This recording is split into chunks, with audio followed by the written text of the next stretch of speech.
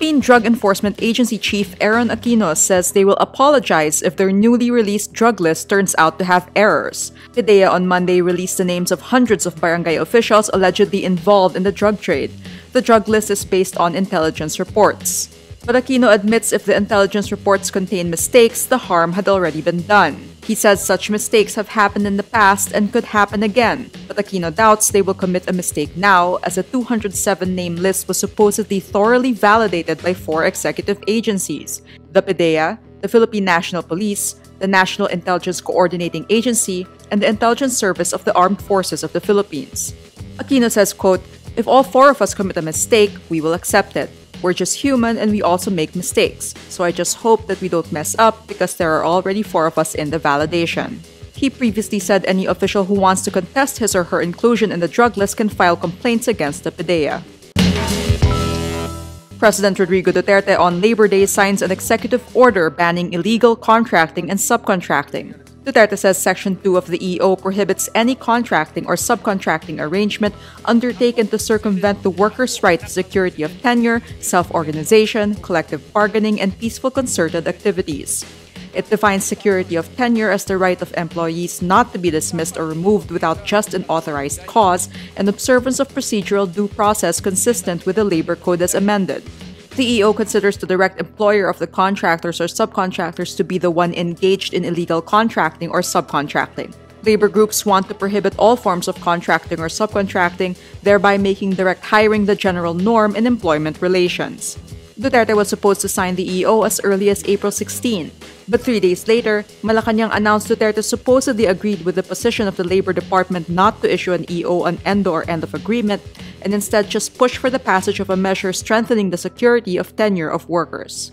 Labor Secretary Silvestre Bello III then said an EO on endo would become pointless if not enforced strictly, since an EO does not provide for penalties. Duterte on Tuesday reiterates this position, saying the EO will not be enough. The president calls on Congress to pass pending bills on security of tenure.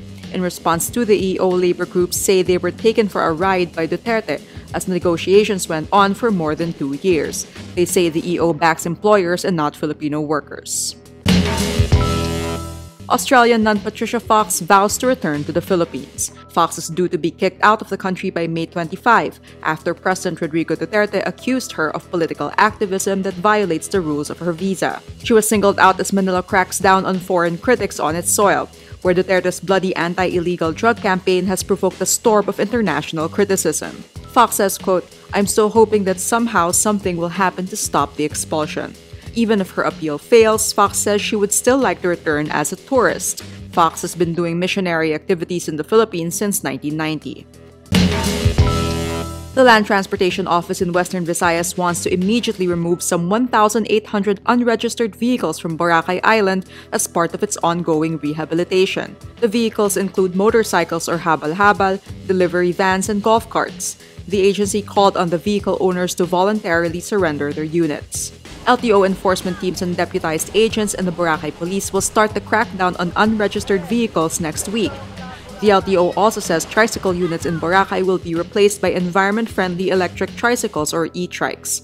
Currently, there are 257 electric-powered tricycles operating on the island, but only 76 e-trike units are registered with the LTO.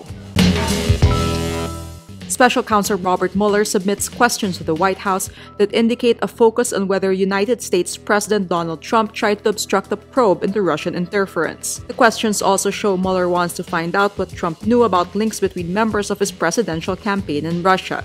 This includes a June 2016 meeting at Trump Tower with a Russian lawyer offering damaging information on election rival Hillary Clinton. The questions also indicate Mueller wanted to know if Trump offered a pardon to his former National Security Advisor Michael Flynn.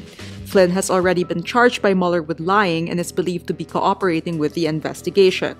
While none of the questions are accusatory, they could carry the risk of Trump being trapped in a lie if any of several former campaign staff already indicated by Mueller have provided evidence to the contrary. But there is no indication whether Trump is now an official suspect of the year-old probe or that Mueller has found evidence of active collusion with the Russians.